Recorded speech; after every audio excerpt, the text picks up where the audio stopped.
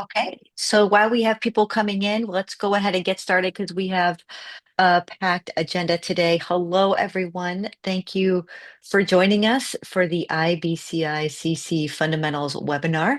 I'm Jen French, one of the organizers of the iBCI-CC, and I'm joined by my colleagues Lee Hochberg and Jessica Kellerman. So great to have you guys here with us today.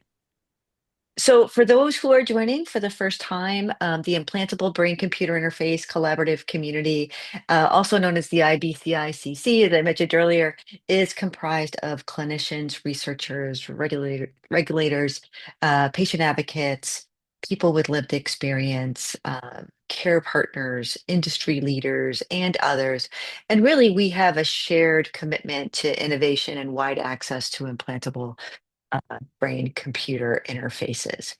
Now, the iBCI-CC is also probably the first FDA participating collaborative community in the clinical neurosciences. And we are proud to say we are now 400 members strong and growing. But of course, we want more and we want to continue to grow because the more that we grow in the knowledge of our collaborative community, the more we can make an impact on the field. So if you have colleagues who can contribute to the collaborative community, please ask them to join. And Jessica, you're so graciously going to put the link in the chat so you can share that with your colleagues to join. So for the fundamentals, Jessica, have I left anything out? No, you're good. Okay, good. Well, let's get to the topic for today. So the iBCI-CC, our fundamentals webinar series is really uh, to foster a common understanding of the key challenges and opportunities in the implantable BCI field. And our goal is really to provide kind of this 101 level introduction of complex topics. Among others that can exist are things like the device regulation, reimbursement, uh, neural data privacy. But really, we're hoping to build this shared knowledge amongst our collaborative community that will help to facilitate our work group discussions and consensus building amongst our work groups. Now, today's webinar is for the iBCI-CC members, but it will be recorded and it will be edited if we need to do so. And then we'll post it publicly on our website to ensure that insights are shared and accessible to a wider audience.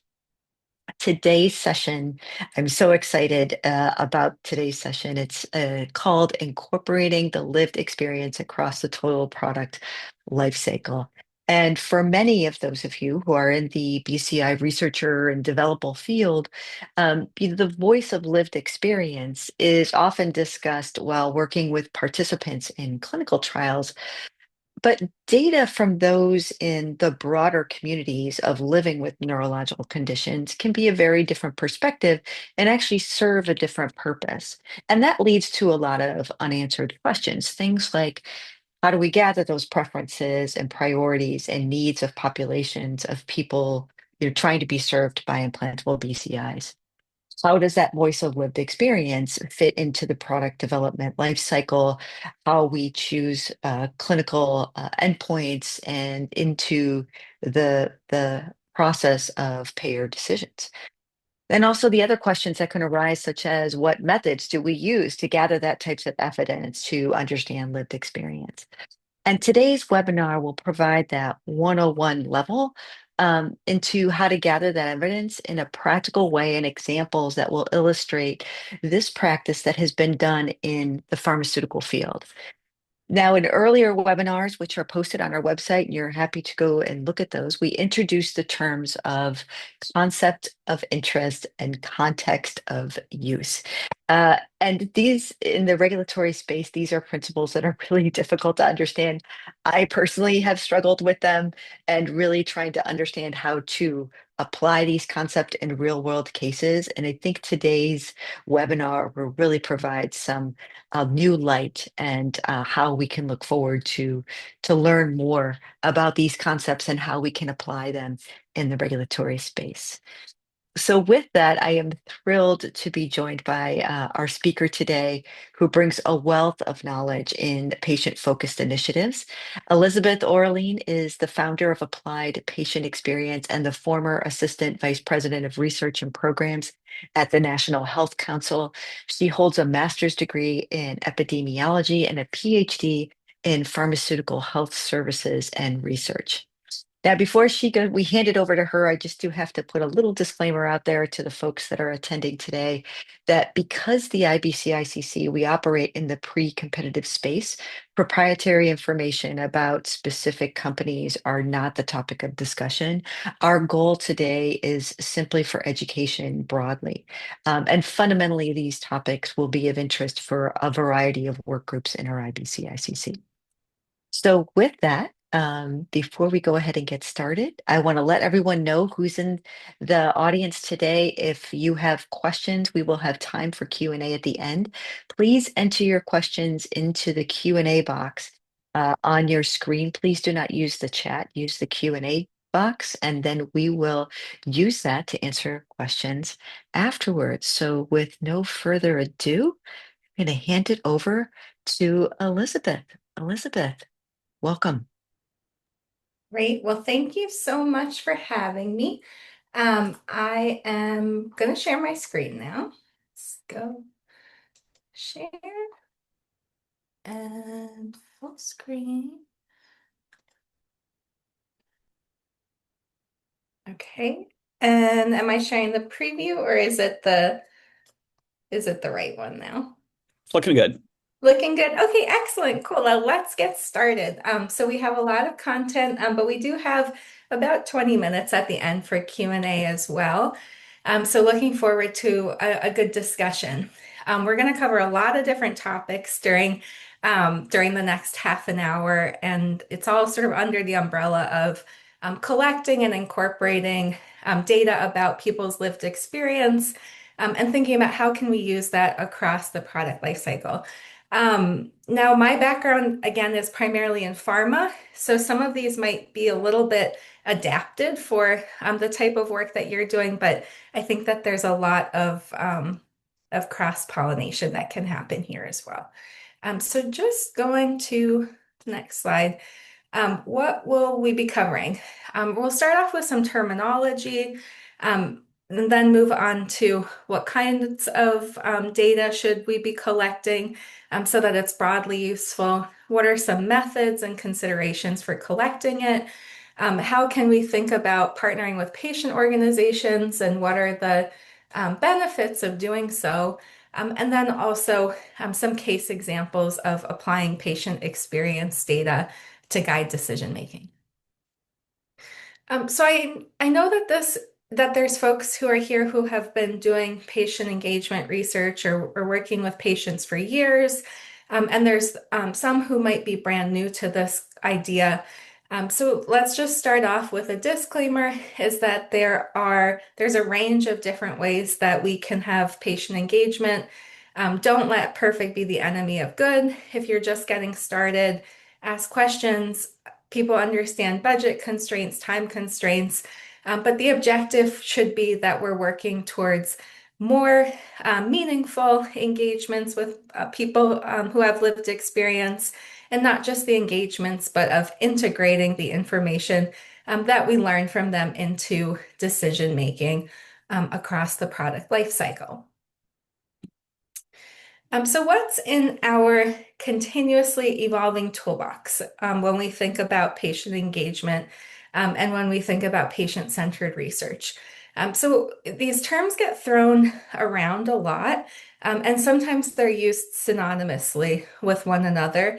But I think it's helpful to think about patient engagement as happening at kind of two different levels. There's when we're engaging people to learn about their lived experience, their priorities, unmet needs, and using that information. We'll get into some examples, and that might be in more of a research kind of setting.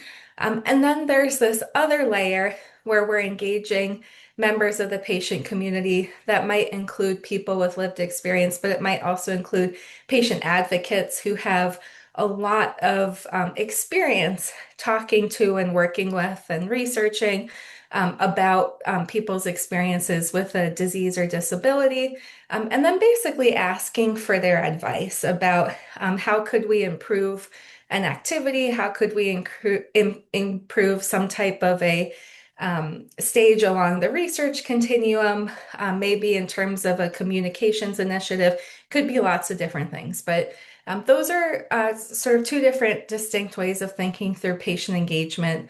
And then when we're thinking of patient-centered research, patient-focused drug development, medical product development, then we're thinking about research where we've taken the information that we learn by engaging people, listening to those who really know a lot about patient experiences, and meaningfully using that information to guide our decision making.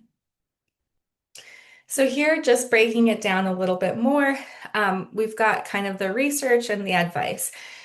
So we might think about this research side. We're asking people to participate in interviews to share their own experiences about disease onset. What types of symptoms did they experience? What were care experiences, maybe when trying to get a diagnosis? What's going well? What's not going well? In the healthcare setting or outside of the healthcare setting, what kinds of impacts are happening in people's day-to-day lives. We might also think about surveys where we're asking people about their experiences, or we might do something called a patient preference study, which is a special kind of survey where we're not just asking what matters, but we're asking people oftentimes to tell us what matters most to them. So sort of prioritizing amongst different options, and we'll talk about that a little bit later. And then just some more examples of what we might think about when it comes to advice. Maybe it's asking a group of patient community advisors that could include, again, people with lived experience, including family members or care partners, as well as patient advocates, perhaps to review a protocol for a study, maybe suggest some changes or help us understand eligibility criteria, considerations for consent forms, how might we be able to make things a little bit clearer, or it could be asking for suggestions about how often should people come into clinics for visits during a trial. What are some tips for how we might be able to keep people interested and engaged in a research study over a long time? Or it might be things like communicating back to participants about what we learned during a study. So those are opportunities for us to get advice and would fall under the patient engagement umbrella. Now, I'm sure if you're working in regulatory environment, you might have encountered this term patient experience data. And this is a really, really broad term. It also is often used to describe evidence rather than data. And so that can be a little bit confusing. But basically, when we're thinking about patient experience data, it's a regulatory term that comes, I think, from 20th century cures originally. But basically, people's experiences, perspective, needs, and priorities related to this broad umbrella of things. So it could be signs and symptoms, course of disease over lifetime, outcomes that matter. What have people's experiences been with treatments that they're currently using, perhaps treatments that they tried as part of a clinical trial or other research setting. And then also trade-offs that they might be willing to make for certain treatment benefits as well as risks. So super broad, again, often gets used not just to describe individual symptoms that they might have experiences or data points, but also kind of patient-centered evidence as well. That might be, studies that are evaluating these types of things. Another question that often comes up is patient experience data How is that different or the same as real world data? Are they overlapping? Are they always overlapping? And so we developed this infographic back at the National Health Council, which shows kind of where is the overlapping happening. So if we think of patient experience data, that would be areas where we've, maybe talked to people with lived experiences. Maybe we did a patient preference study. We did a qualitative study to develop a patient journey map. Maybe we had listening sessions and developed a voice of the patient report. Um, or on the other end, we can think about real world data. And you might think about these ones that don't fall under the both category as things that basically patients or those with lived experience aren't going to suggest that they really care about. So they probably aren't going to tell us that, you know, lab tests in an electronic medical record without context are meaningful to them. They might tell us that, they had experiences in a lab where they have questions about lab tests or something like that. And so you could use this for patient-centered research potentially. But you can see that those are things where certainly considered real-world data, but not necessarily patient experience data. It's not necessarily things that people with lived experience would care about, such as impacts on families that might be part of a patient registry, and that would be part of real-world data umbrella. Same thing, increasingly we're seeing patient-generated health data in electronic medical records. And so again, that could be kind of falling under both. So it isn't sort of this clear dichotomy between what's patient experience and what's real-world data. Sometimes overlap, don't always overlap. So I wanted to talk a little bit about what kinds of information to collect. So if you're interested in engaging patients, if you're working in a company and you're thinking about what types of patient experience data might I be asked to provide to decision makers down the road, I have some tips for the types of information that you might want to consider. So this is actually a list of topics that comes from a tool called a Patient Experience Dossier. And this is a framework that was developed through an advisory board, environmental scan, key informant interviews that included payers, former regulators, members of the patient community, health economists, lots of different people with lots of different types of backgrounds. We also had patient community workshops at professional society meetings, and then also some open workshops that happened internationally as well. And so the idea was to identify what are some cross-cutting themes where regulators might be asking for information on these topics. Payers might be asking, value assessors or health technology assessment bodies might be asking for this type of information. Providers, what are these so that we can prioritize data collection on these? And by data collection, it doesn't always have to be primary data collection. If this already exists in the literature, let's make sure that we're capturing that first. But we can think about it in terms of these four kinds of chapters, where the first one is about patient journey and access to care. The second one is on burden of disease and impacts on daily life, perspectives on current and future treatments, as well as patient-centered outcomes and measurement tools. So certainly not every single bullet is going to be meaningful to every single person, but these I think can be quite helpful.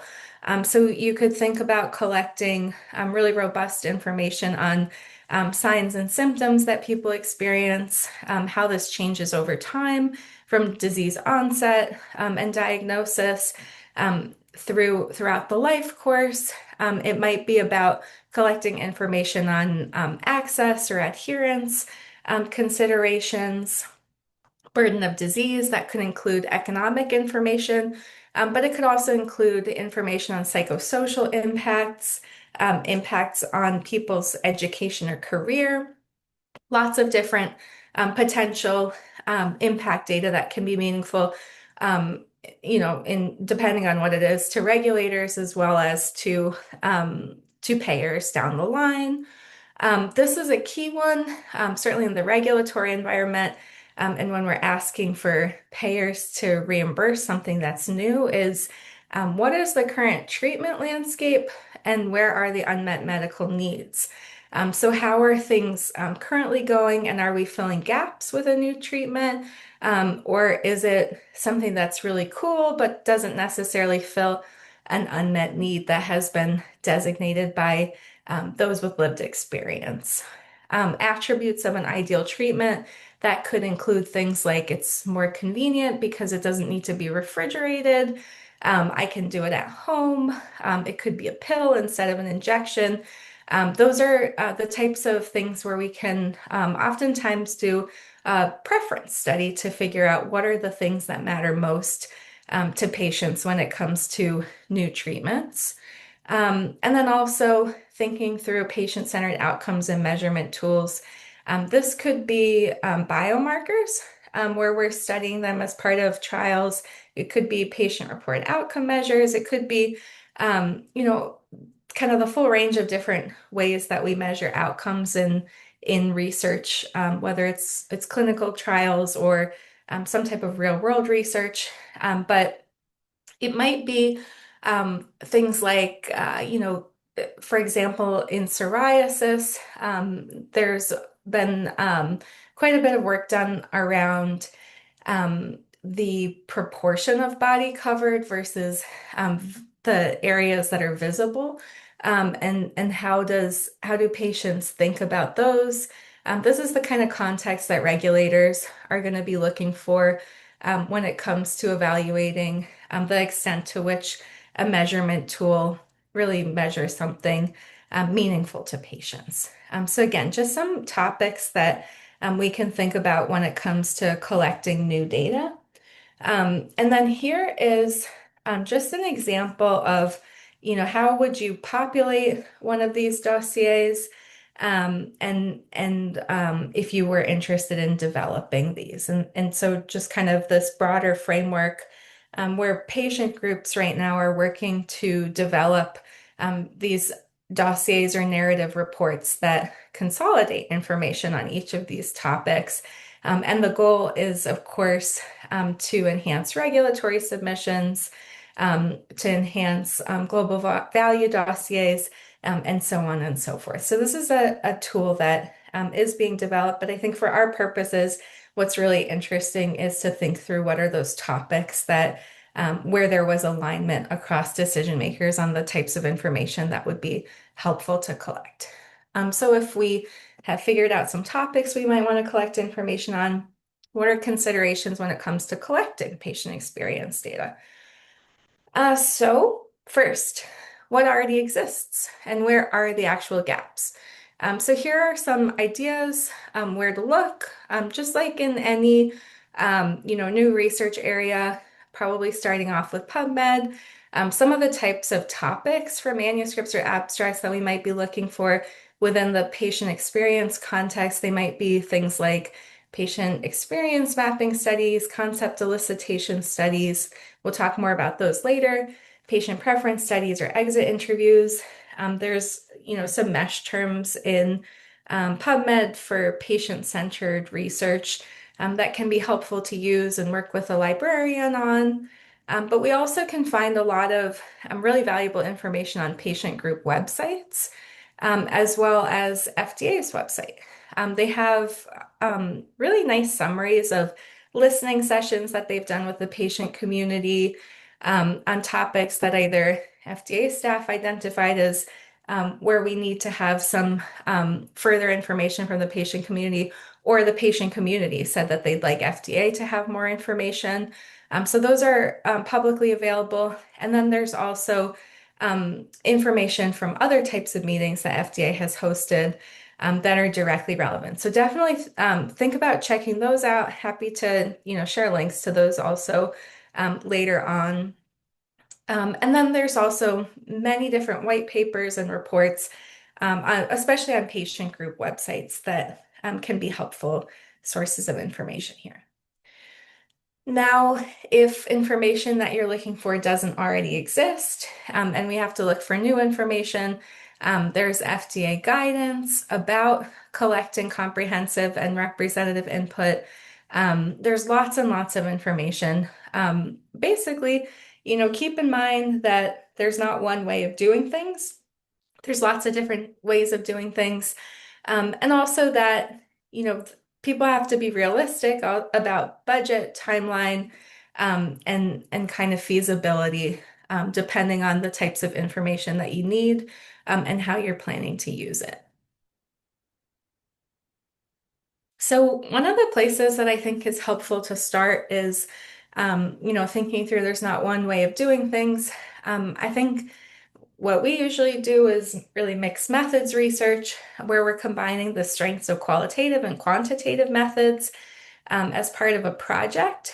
And so if we're starting off with qualitative research, we're trying to understand basically what are the things we should be measuring, what are things that people care about, what are lived experiences, really trying to understand complexity and nuances. And then when we're thinking about kind of further steps, how representative is that? If we talk to 15 people through quantitative research, we can understand broader patterns, trends, relationships, and so on and so forth.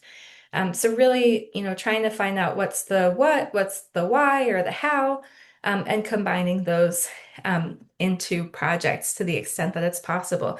And so, we really want to start here with the qualitative research because that's going to guide the next steps as well. Just some examples. Again, lots of different ways we can do this: interviews, focus groups, ad boards, surveys. We'll go through some different examples of what this can look like. One of the questions that we often get asked is about how many people to engage. And this really depends on the objective, budget, and how the evidence is going to be used. So here I have 3 different case examples, really trying to cover those different ways of thinking through patient engagement. So the first one is a steering committee. So here we're under the kind of advice category. And this was a study where we were interested in learning about people's experiences with cholesterol and ASCVD. It was a pilot study, and it was conducted across 3 different countries. And so when we were thinking about, who to put on the steering committee, we wanted certainly representation from the 3 countries that we were working in. So we had patient advocates in each of those countries. But then we also had, clinicians with expertise. And then we had, the sponsor for this project was actually a patient organization, an umbrella group of cardiovascular disease organizations. And so they were part of that. And so, here we were trying to, I think this is quite well known from a multidisciplinary research team. How do you form it? What are considerations? But now the next one was a qualitative study where we wanted to learn about people's experiences with food allergies. And this was a qualitative study. We wanted to figure out, how many people should we interview as part of this? And it's not exactly the same as like if we're doing a power calculation for a clinical trial or for another type of quantitative study. There's a really nice paper that I cite down here that's sample sizes for saturation and qualitative research.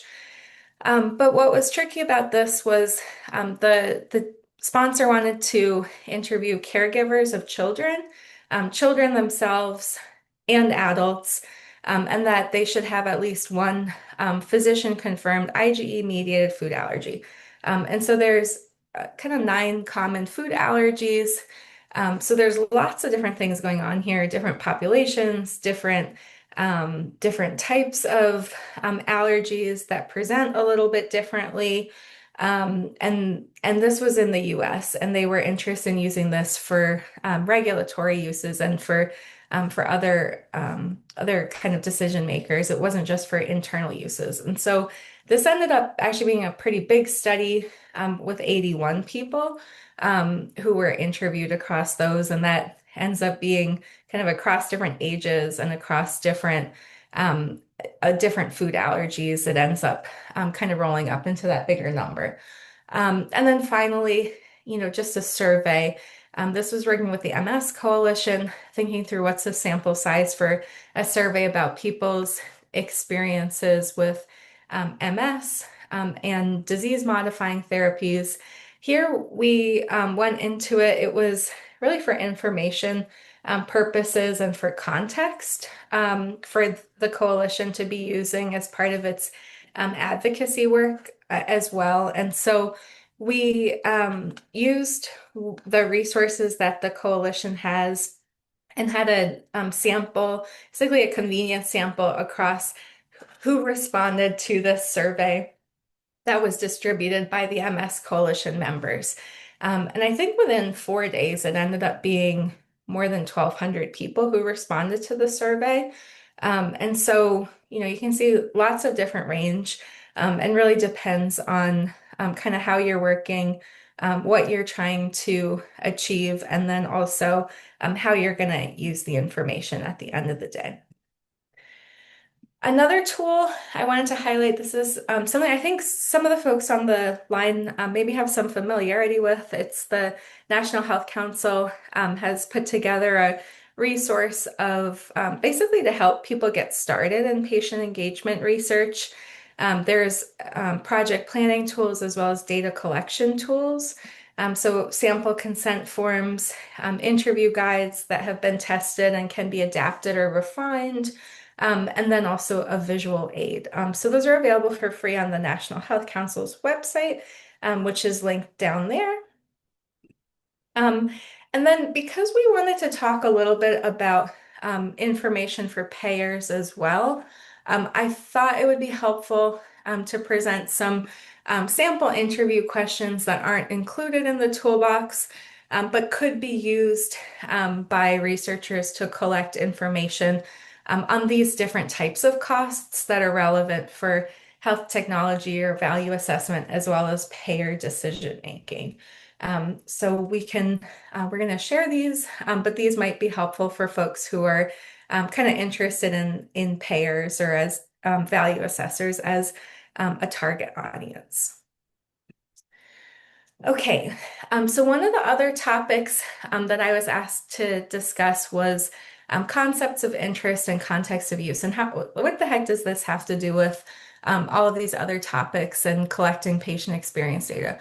So if you see the left-hand column here, this is part of FDA's patient-focused drug development guidance, understand the disease or condition. The top item under understanding the disease or condition is patient and caregiver perspectives.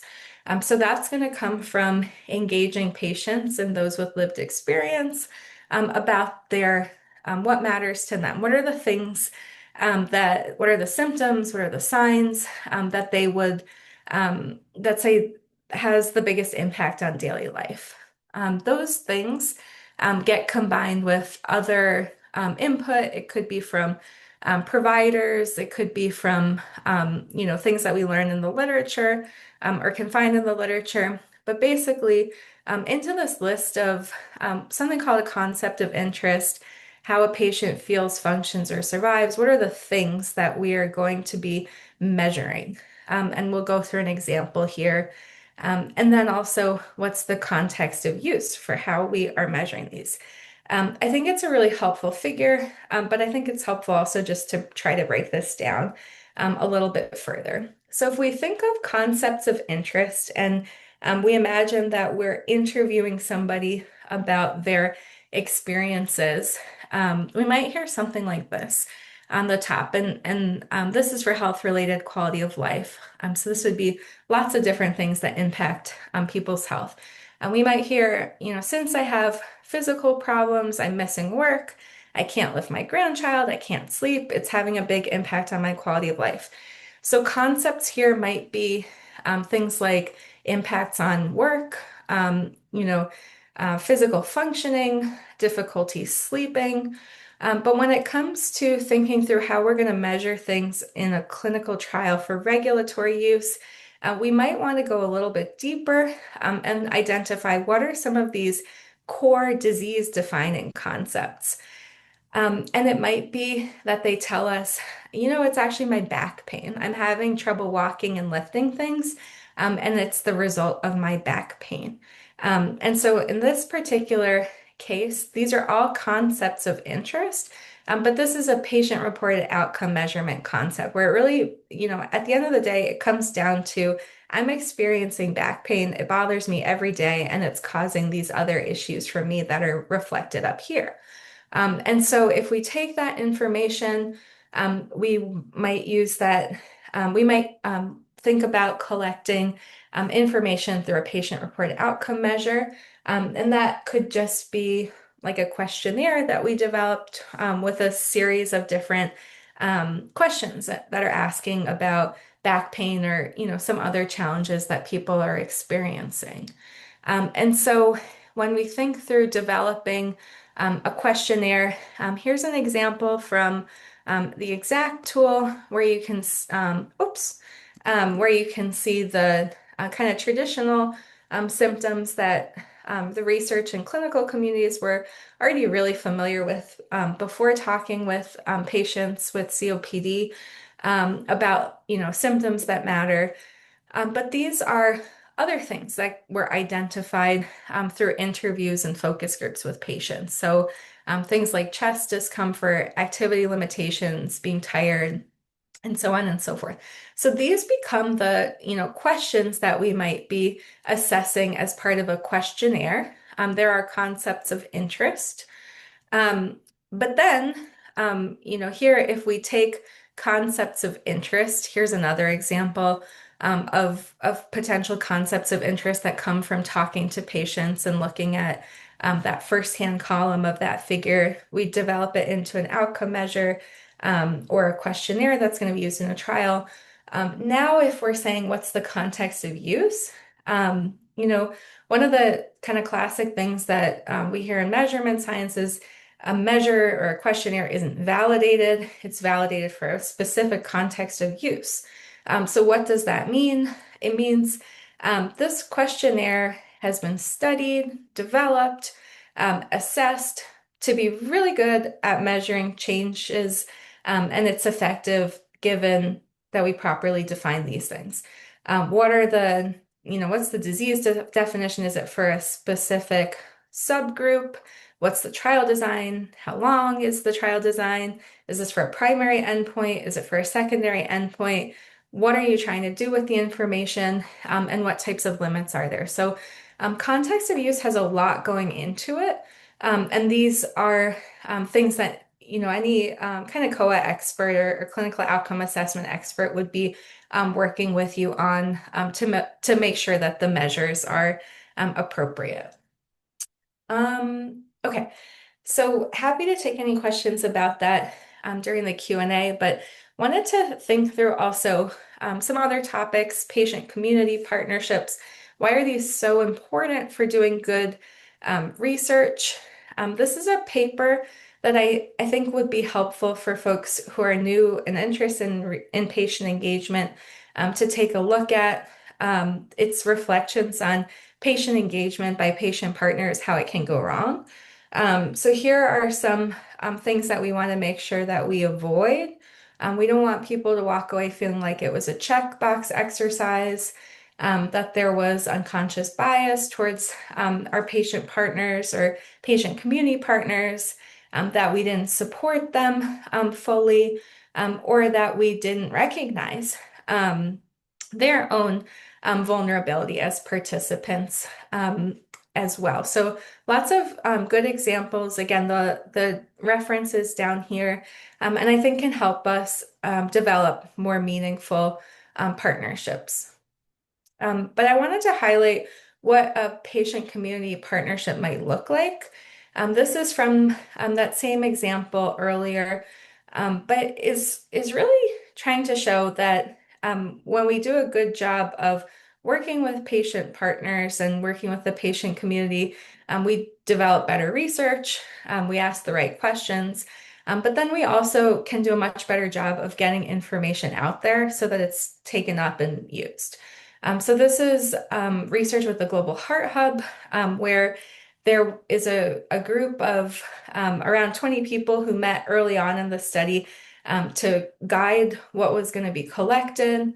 The study was, again, was implemented with a steering committee guiding very specific research design decisions. But ultimately, once the research was conducted, it was really the patient community that took the information, brought it to meetings like the European Society of Cardiology, American Heart Association, ultimately published it as a peer-reviewed article, but also used it for really interesting things like presenting it. One of the countries was Brazil, where data was collected. And so it was actually presented to policymakers in Brazil who are working on a cardiovascular disease strategy.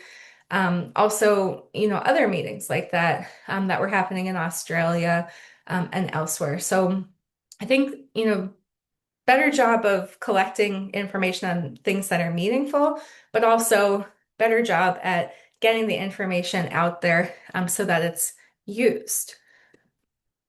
And then also just wanted to highlight some other examples of ways that we can use patient experience data across the product life cycle.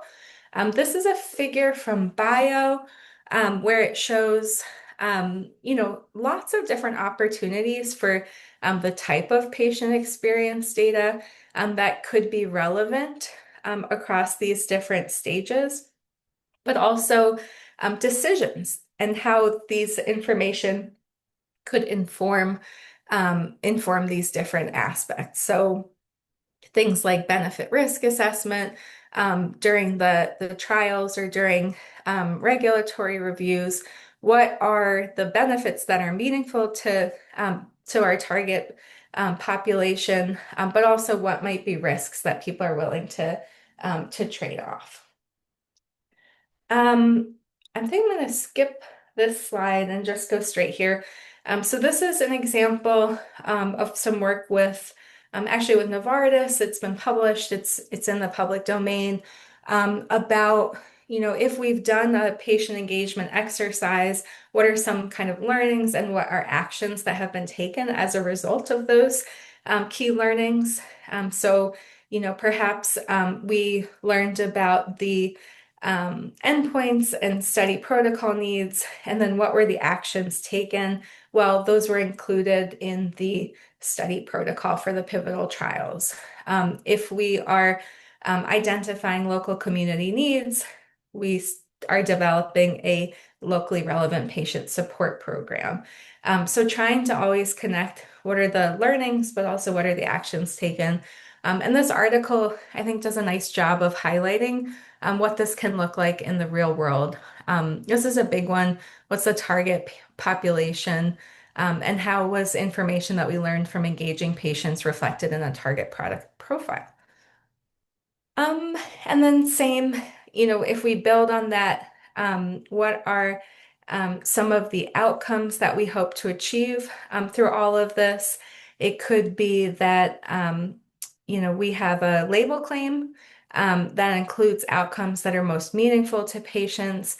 Impact of that would likely be faster access for folks, or certainly greater patient activation or adherence to treatments. So lots of different ways that one can brainstorm and imagine how the things that we're collecting can be used. And then also want to make sure that we are having impact with the patient engagement work that we're doing. I think I'll probably just do two more examples. This is a real world example where patient experience data and patient partnership really impacted a benefit risk assessment at FDA. So, the company had done a good job developing a product that had from a scientific point of view, was effective. But then there was also questions about unmet needs, and then views on risks and safe use. And so actually through a series of interviews with caregivers, it was confirmed there is this, very clearly a significant unmet need, but also that in this case, no risk evaluation and mitigation strategy was needed, that clear labeling would be sufficient. And then finally, just to kind of tie it back to real world research, it's not just that we can use these patient experience information in clinical trials or that type of work, but we can also oftentimes consider that information when designing studies that rely upon data that have already been collected, such as EMR data or administrative data. Things like what was the actual start date of medication exposure? This is an interesting example if you get like a free sample. This may or may not be super relevant in this context, but if you get a free sample at the doc's office, that's actually your index date, but that's not going to be what's reflected in your administrative claims because that's based on a payment. And so these are the types of things that we can do a better job of understanding also by talking to patients. Also, we might see that people are prescribed meds, but in an adherence study, listening to patients can help us understand what we're actually seeing in terms of adherence within an administrative data study.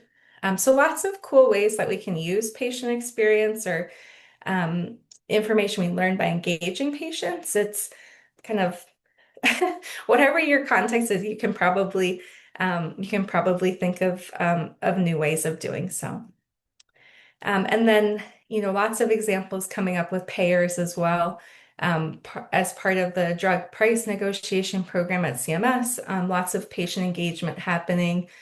There's also some new rules around patient participation in P&T committees and prescription drug affordability boards, which are happening at the state level. So things to think about when collecting perhaps economic information earlier on, but then also thinking about partnerships with patients so that they're equipped with information when they're participating in these types of opportunities. So I will stop there. I'm happy to go to Q&A, and here is my email address as well. Wonderful. Thank you so much, Elisabeth. That was really a both informative and educational presentation. I think for a lot of people on the call today, this is really a new field with its own vocabulary and its own approach to answering key questions in the development of, in our collective case, these implantable brain-computer interfaces. I've got a handful of questions here that I'll try to put in an order that's most useful. And some of these you touched on, but I think undoubtedly your additional insights will be helpful. So the first is, what tools can we use to help make objective claims about patient experience from a collection of subjective descriptions? Sure. So it's a good question. So some of the examples that we went through, like well, I guess we should pause for a minute and say it's not always going to be that a person tells us that something subjective matters to them. They may well tell us that something that we can measure through a biomarker or something might be what matters most, time to diagnosis. Those are all things that we can measure. Of course, through kind of standard ways of measuring things or quantitatively. But when it comes to thinking through things like pain, or when it comes to maybe experiencing, symptoms, which only I can tell you if I'm experiencing a symptom. It's not a sign that's visible on my body. And so in those types of contexts, if it's for regulatory use, typically we're going to rely upon a patient report outcome measure. And so that's where we need to do this robust job of either checking, does something already exist out there that's valid, that's useful in my particular context? If so, great, pick it up off the shelf, use it. Or it might be something similar already exists and we can pick that up, adapt it, and implement it. So those can be ways of collecting information. And then also we just spoke briefly about patient preference studies, but those are also going to be ways where we're asking people through basically making trade-offs between different options, what matters most to them. And so then we're also kind of moving from subjective um, to being more objective. So those are some ideas for moving um, from kind of experiences or symptoms that we might hear about to something a little bit more robust as well. That's great. And maybe I'll just add to that question, one other, I guess, half question.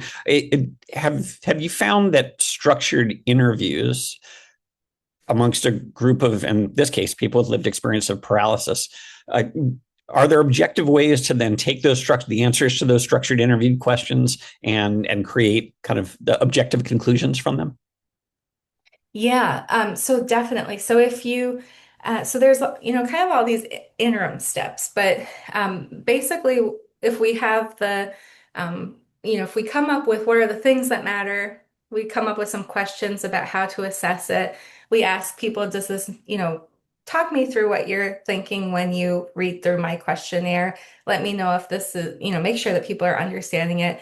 Then that gets turned over basically to the psychometricians who are doing all kinds of statistics to make sure that we're doing a good job of measuring what we think that we're measuring and that it can be used effectively in a clinical trial.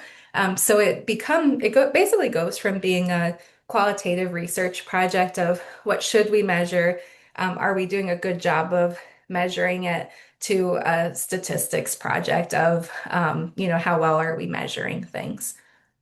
That's great. Yes, I think one of the things that, not speaking for everybody on the call, but our group over the past several months and year, or maybe year and a half, has learned is that the psychometricians are our friends and have a lot to teach us, and we have a lot to learn from them, and it really helps to guide the research. So thanks for mentioning that.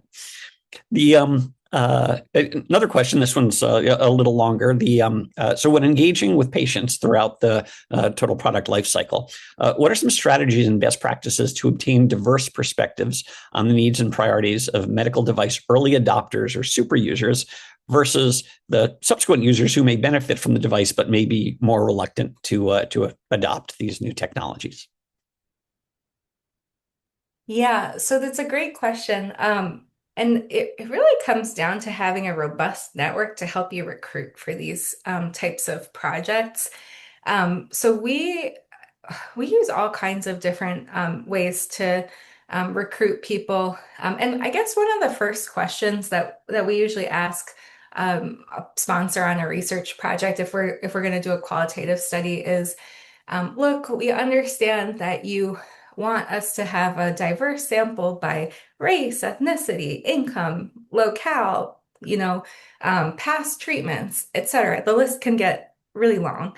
What's most important to you? And so if this is going to be what's most important, that we're getting people who are kind of the early adopters versus those who are potential users, we would want to know that from the outset. And so that's good to clarify.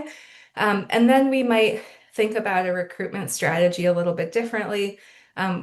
For example, we might find that people are, I don't know, more likely to be on um, maybe we do more recruitment from physicians' offices versus online patient communities, or maybe we do recruitment in partnership with a patient organization versus working with some type of a panel or what have you. And these can all be kind of valid ways of recruiting. We always, make sure that people have confirmed diagnoses, of course, through their medical records, but there can be, basically different strategies for doing this. You just want to be real specific about, this is this is more important to me than having a sample that is, half women and half men. Because if you're only interviewing 15 or 20 people, you can't have everything and just need to clarify what are those things.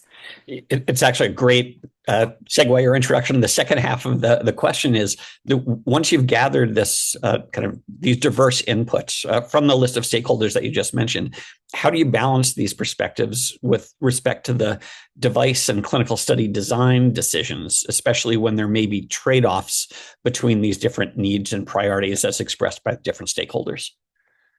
Yeah, so I think one of the key things is we want to make sure that, like, if we're gonna think of this in a we're developing a patient-reported outcome measure, want to make sure that we're interviewing the same people that are ultimately going to be participating in the trial or that are going to be part of our target patient population, because otherwise FDA or another agency is going to look at that and say, look, it's real nice that you did this qualitative work, but they're not the same people that you're asking to participate in your trial, or they're not part of your target patient population. So definitely want to have alignment between those two ends of the coin, or sides of the coin. But then when it comes to also making design decisions, if there's trade-offs between different needs and priorities. I think oftentimes what we see are that if it's a PRO, oftentimes it ends up being a secondary endpoint, or it ends up being an exploratory endpoint, and so it might not be powered for that particular endpoint. That's definitely not always the case, but it can be the case.